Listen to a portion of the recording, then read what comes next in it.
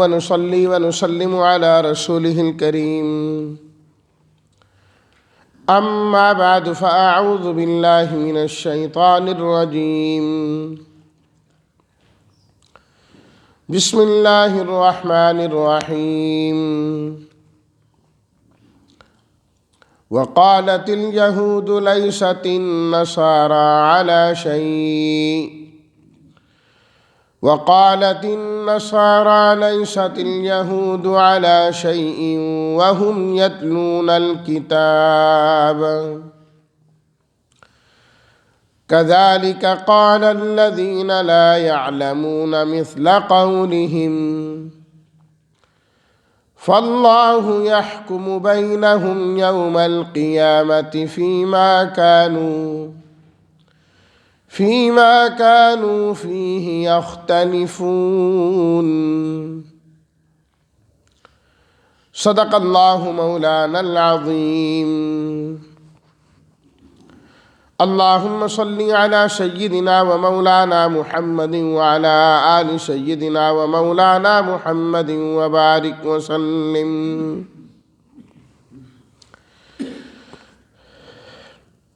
اور کہا یہود نے نہیں ہے نصارہ کسی قابل اعتبار چیز پر، اور نصارہ نے کہا کہ یہودی کسی قابل اعتبار چیز پر نہیں ہے، حالانکہ وہ پڑھتے ہیں کتاب کو۔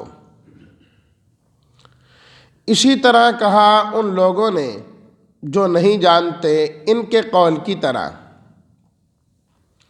بس اللہ تعالی فیصلہ کریں گے ان کے درمیان قیامت کے دن اس چیز میں جس میں یہ اختلاف کرتے ہیں۔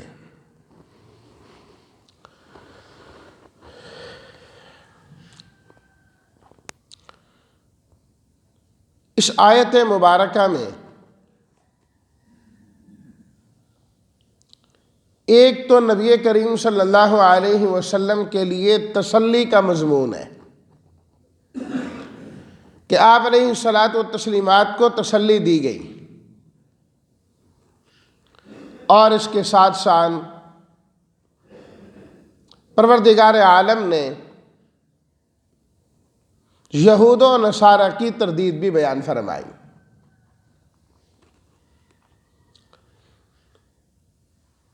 اس کی شان نزول میں مفسرین کرام نے لکھا ہے کہ یہود و نصارہ جو ہر وقت اسلام دشمنی میں بڑھ چڑھ کر حصہ لے رہے تھے،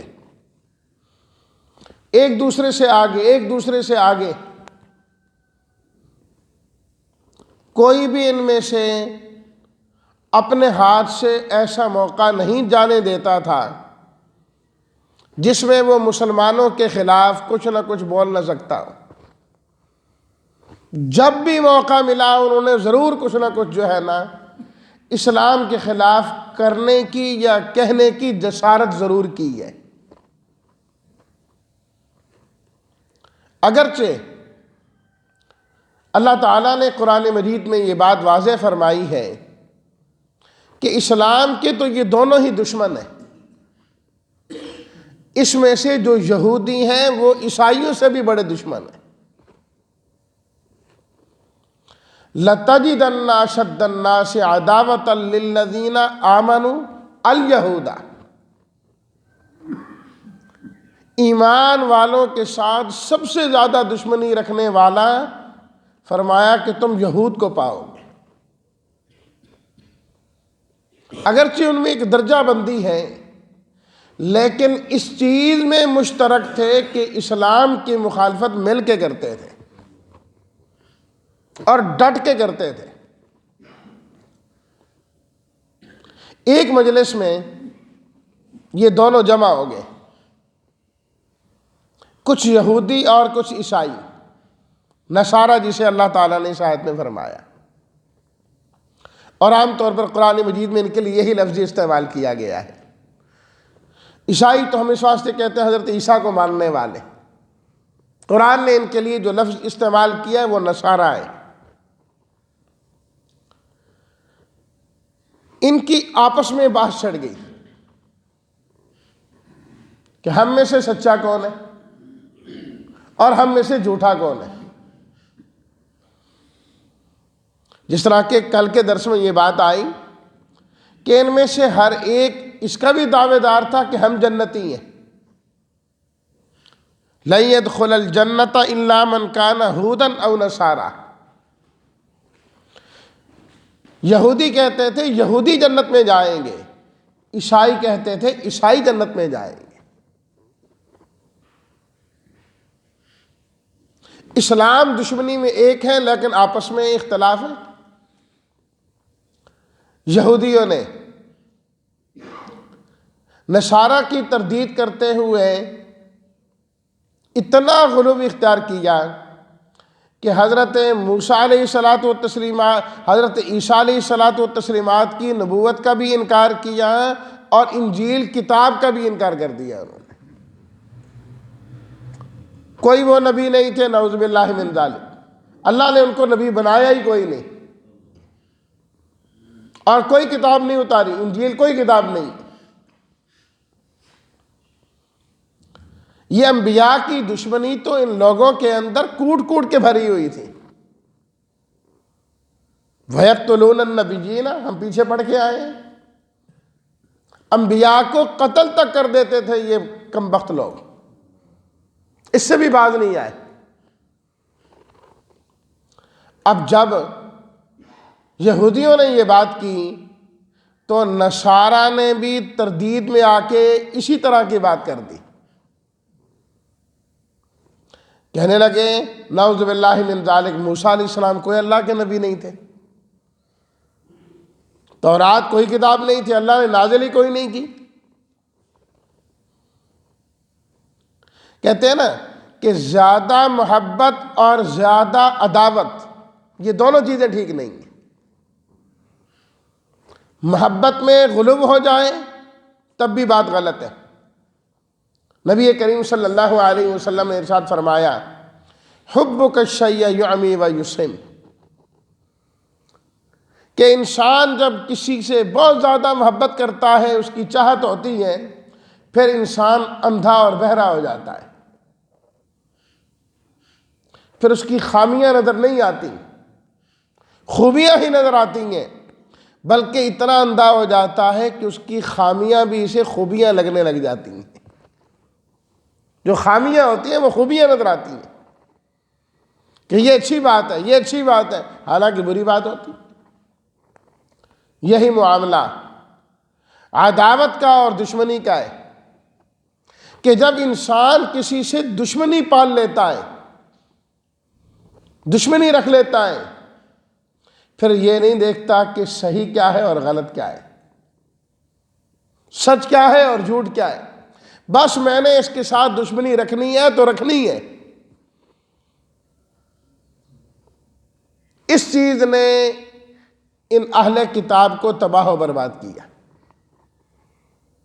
اس لیے اللہ تعالیٰ نے فرمایا نا یا اہل الکتاب لا تغلوا فی دینکم ولا تقولوا علی اللہ الا الحق. اے اہل کتاب، اپنے دین میں غلو مت اختیار کرو، اللہ کے متعلق سچی بات کہو، غلو میں آ کر غلط بات نہ کہنا شروع کر دو. یہ ان کا غلو بھی تھا نا کہ نہیں ہم تو تورات کو مانیں گے جی، ہم تو حضرت موسیٰ علیہ الصلاۃ والتسلیمات پر ایمان لانے والے، اور نبی آخر الزمان صلی اللہ علیہ وسلم پر ایمان کی برکت سے اللہ نے ان کو محروم کر دیا. اب آپ خود دیکھ لیں کہ یہ کتنی بڑی نحوست ہے. یہ غلو بہت بڑی نحوست ہے. اللہ بڑی بڑی برکتوں سے اور بڑی بڑی چیزوں سے انسان کو محروم کر دیا کرتے ہیں. اس لیے اس امت کا مزاج اللہ نے اعتدال رکھا ہے، مزاج اعتدال رکھا ہے. وَكَذَلِكَ جَعَلْنَاكُمْ أُمَّةً وَسَطًا، اعتدال والی امت بنایا.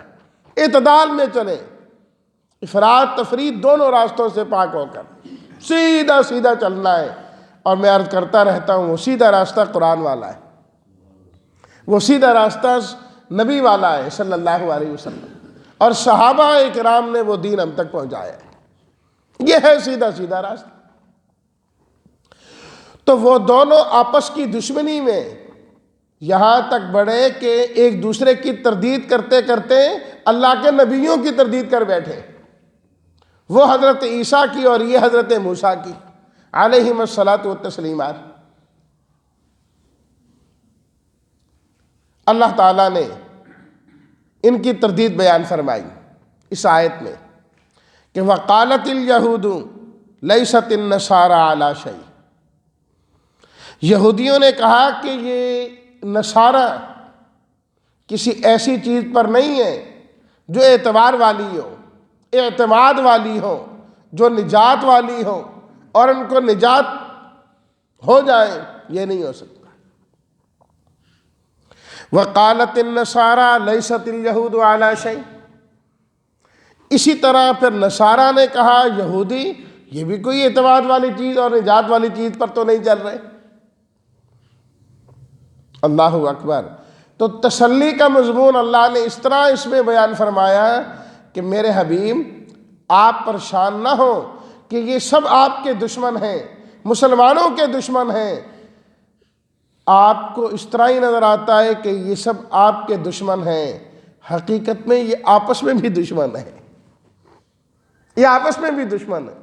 تحسبهم جميعا وقلوبهم شتى، آپ ان کو گمان کریں گے، خیال کریں گے کہ یہ سب مجتمع ہیں، متحد ہیں، حقیقت میں ان کے دل آپس میں متفرق اور جدا جدا ہیں۔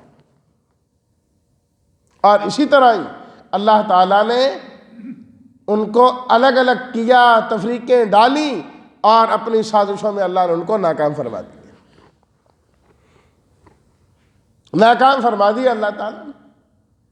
اور ہمیشہ ہی چلتا رہا ہے، کفر پوری طاقت لا کر مجتمع ہو کر اسلام کے خلاف استعمال کرنا چاہتا ہے، لیکن چونکہ ان کے اپنے دل ملے ہوئے نہیں ہوتے، ایک ایک کر کے اللہ تعالیٰ ان تمام کو ناکام کر دیتا ہے، اسلام اور اہل اسلام پھر سے غالب آ جاتے ہیں۔ دیکھو نا، ماضی قریب میں آپ دیکھیں 48-50 ممالک جمع ہو کے آئے ایک چھوٹی سی ریاست کو ختم کرنے کے لیے، لیکن کیا ہے، ان کے دل آپس میں بالکل نہیں ملے ہوئے تھے، نہ عقیدے ان کے آپس میں ملتے تھے، اسلام دشمنی میں آئے، لیکن اللہ تعالیٰ نے کس طرح ان کو ناکام اور نامراد فرما دی۔ وَهُمْ يَتْلُونَ الْكِتَابَ، اب یہ جو آپس میں ایک دوسرے کی تردید کر رہے ہیں، اللہ تعالیٰ نے ان دونوں کی تردید بیان فرمائی، فرمایا دیکھو ان کمبختوں کو، نبیوں کا انکار شروع ہو گیا۔ وَهُمْ يَتْلُونَ الْكِتَابَ، جبکہ دونوں کتاب پڑھتے ہیں، وہ تورات اور وہ انجیل، دونوں کتاب پڑھ رہے ہیں، اور ان کتابوں میں نبیوں پر ایمان لانا لکھا ہوا ہے، لکھا ہوا ہے۔ ان کی تورات میں لکھا ہے حضرت موسیٰ علیہ الصلوۃ والتسلیمات کے بارے میں، تورات کے بارے میں لکھا ہوا ہے۔ کہتے ہیں کہ ہم نصارہ ہیں، لیکن ان کا تو اپنی کتاب پر ایمان کوئی نہیں ہے، اپنی کتاب پر ایمان کوئی نہیں ہے۔ ان کو اس کتاب کو کھول کے پڑھے نا، اس کو تو پڑھنا نہیں۔ جس طرح آج مسلمان کی حالت ہے کہ ویسے باتیں بڑی کرنی ہے، قرآن مجید بھی اٹھانا ہے، قسمیں بھی اٹھانی ہے، کھول کے نہیں پڑھنا کہ اندر کیا لکھا ہوا ہے، یہ قرآن کہتا کیا ہے۔ فرمایا جس کتاب کو پڑھتے ہیں نا، اسی کتاب میں یہ باتیں لکھی ہوئی ہیں، اسے سمجھیں تو یہ کبھی اس طرح کی باتیں نہ کریں۔ یہ تو اپنے دین پر چلنے والے کوئی نہیں ہے، اپنے دین پر چلنے والے کوئی نہیں ہے۔ تو گویا کہ یہ علم والے ہو کر بے عملی کی باتیں کرتے ہیں، علم والے ہو کر بے عملی کی باتیں کرتے ہیں، تو گویا کہ علم ہی کوئی نہیں۔ جس نے پیچھے اللہ نے فرمایا لو کانوا یعلمون، جب ان کا علم نہیں تھا تو اللہ نے فرمایا، عمل نہیں تھا تو اللہ نے فرمایا کاش کہ یہ جاننے والے بن جاتے۔ بے عملہ ہونا حقیقت میں بے علمہ ہونا ہے، علم ہے ہی کوئی نہیں ہے۔ وَهُمْ يَتْلُونَ الْكِتَابَ، دوسرا معنی مفسرین نے بڑا خوبصورت اس آیت کا یہ بھی کیا، فرمایا دیکھو آپس میں لڑتے ہیں، پڑھتے دونوں ہی اپنے مناظروں کے اندر اللہ کی کتاب کو ہے، وہ بھی کتاب لاتے ہیں، وہ بھی کتاب لاتے ہیں۔ اب عام آدمی کے لیے بڑا مشکل ہو جاتا ہے کہ سچی بات کون سی ہے۔ ذرا آج بھی یہی ہے نا، کوئی ایک مسئلہ ہے کہ اگر حق والے قرآن کی آیت پڑھ رہے ہیں، حدیث پڑھ رہے ہیں، تو مد مقابل بھی قرآن مجید کی آیات نکال نکال کے لا رہے ہیں۔ اب عام آدمی کے لیے سمجھنا مشکل ہو جاتا ہے کہ صحیح بات کیا ہے۔ آپ دیکھیں نا، یہ فتنہ انکار حدیث اور اس قسم کی جو ساری چیزیں وہ اسی طرح ہی پھیلی ہیں نا، قرآن قرآن قرآن قرآن کرتے ہیں، لیکن وہ جو آیات پیش کرتے ہیں اور یہ چیزیں اس کا معنی اپنی طرف سے پیش کیا کرتے ہیں۔ نتیجہ کیا ہوا؟ گمراہی نکلی، گمراہی نکلی، اس کا نفع اور فائدہ نہ ہوا، اس کا الٹا نقصان ہے۔ تو گویا کہ اس سے یہ بات نکلی کہ قرآن مجید کو اس طرح سمجھنا چاہیے جس طرح اللہ کے نبی صلی اللہ علیہ وسلم نے سمجھایا ہے۔ صرف آیت پڑھ لینے سے کچھ نہیں ہوتا، اس طرح اس کی تفسیر سمجھیں جس طرح اللہ کے رسول صلی اللہ علیہ وسلم نے تفسیر صحابہ کرام کو سمجھائی۔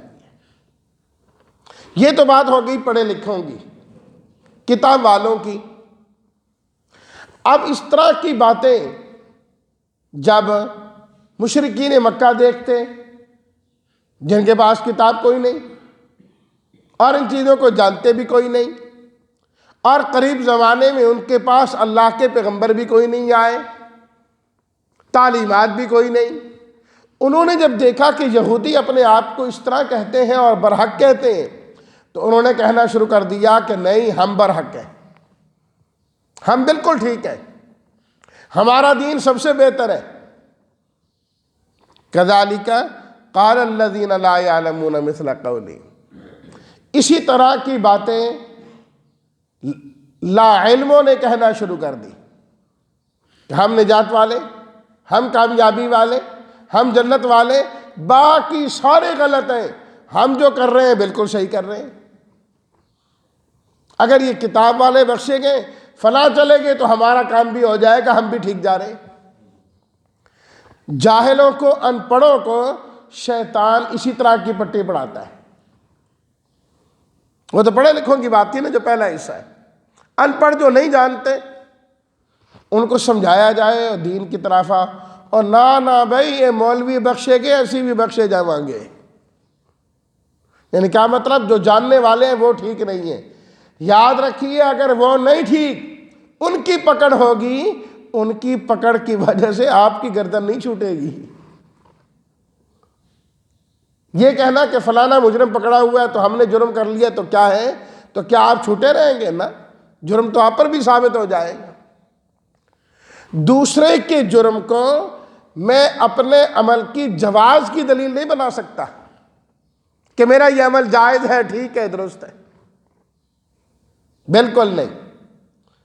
وہ کہتے ہیں نا، ہر ایک نے اپنی قبر جانا ہے، دوسرے کی قبر میں کسی نے نہیں۔ کیا مطلب؟ ہر ایک نے اپنا حساب خود دینا ہے۔ فاللہ یحکم بینہم یوم القیامہ فیما کانوا فیہ یختلفون، اللہ ان کے درمیان قیامت کے دن فیصلہ فرما دیں گے اس چیز کا جس میں یہ اختلاف کرتے ہیں۔ عملی فیصلہ قیامت کے دن اللہ تعالیٰ فرما دیں گے عملاً۔ باقی دلائل کی روشنی میں برہانی فیصلے اللہ نے قرآن مجید میں آج بھی کر دیے، بتا دیا ہے کہ حق کیا ہے اور باطل کیا ہے، فیصلے سارے موجود ہیں۔ لیکن اس دن عملی طور پر اللہ تعالیٰ بتا دیں گے، یہ دیکھو غلط، ڈالو جہنم میں، یہ صحیح، جائے جنت میں۔ عملی فیصلے وہاں ہوں گے، عملی فیصلے وہاں ہوں گے، اور دلائل کی روشنی میں فیصلے اللہ نے قرآن کی صورت میں ہمارے سامنے کر دی۔ ہم میں سے ہر آدمی اپنی زندگی کو سامنے رکھ کے اس قرآن سے فیصلہ لے سکتا ہے کہ میرا قیامت والے دن عملی فیصلہ کیا ہونا ہے۔ بالکل کرا سکتا ہے، بالکل کرا سکتا ہے۔ کوئی انسان ایسا نہیں ہے کہ اللہ تعالیٰ نے اس کی کیفیات کو اور ان چیزوں کو قرآن مجید میں بیان نہ کیا۔ ہر قرآن میں ہے نا، سورہ انبیاء میں لقد انزلنا الیکم کتابا فیہ ذکرکم، ایک معنی اس آیت کا یہی ہے کہ ہم نے یہ قرآن نازل کیا ہے، اے لوگو تمہارا تذکرہ یہ ہم نے اس کتاب میں کیا ہے، تمہارا تذکرہ موجود ہے، تلاش کرو اس میں کہ تمہارا تذکرہ کن لوگوں میں ہے۔ کافروں والی تمہارے اندر چیزیں پائی جاتی ہیں یا ایمان والوں کی پائی جاتی ہیں یا منافقوں کی پائی جاتی ہیں؟ براہ راست جنت میں جانے والوں کی صفات پائی جاتی ہیں یا جنہیں پکڑ کے پہلے جہنم میں ڈالا جائے گا وہاں سے نکال کے جنت میں لایا جائے گا؟ دیکھنا کہ تمہاری زندگی کن سے ملتی ہے، کن سے ملتی ہے۔ برہانی فیصلے اللہ تعالیٰ نے قرآن مجید میں کر دیے ہیں، صرف ہمیں اپنے فیصلے دیکھنے کی ضرورت ہے۔ جج فیصلہ کر کے چلا جاتا ہے نا، بعد میں یہ کہتے ہیں اس کی کاپی نکلواؤ، وکیل سے پوچھتے کیا فیصلہ ہوا، ہمارے حق میں ہے کہ خلاف ہے، یا کئی مرتبہ فیصلہ محفوظ کر دیا جاتا ہے، بعد میں سنائیں گی تھی کسی اور وقت، کر تو دیا جاتا ہے نا۔ اسی طرح یہ ساری چیزیں قرآن مجید میں اللہ نے واضح فرما دی ہیں۔ اللہ تعالی ہم سب کو اس کی سمجھ عطا فرمائے، اور جو صحیح اور کامل ایمان والے اور جنت میں جانے والے لوگ ہیں اللہ ان کی صف میں شامل فرمائے، اور جتنے گمراہ ہیں اللہ ان سے ہم سب کو بچنے کی توفیق عطا فرمائے۔ وآخر دعوانا ان الحمد للہ رب العالمین۔